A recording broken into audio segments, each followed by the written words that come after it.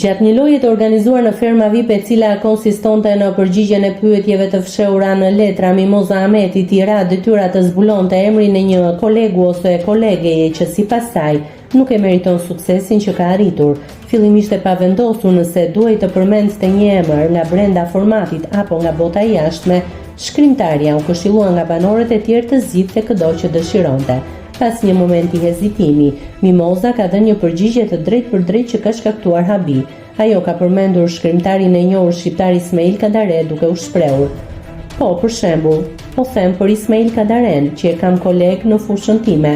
Unë mendoj që ai nuk e meriton gjithë atë sukses që ka", u shpreh Moza.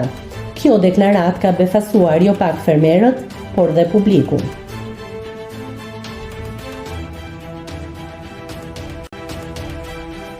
Nëse klikoni mbi butonin subscribe, do t'ju shfaqen të gjitha publikimet tona. Ju ftoj t'i bëni subscribe kanalit, të pëlqeni videot dhe të lini komentin tuaj.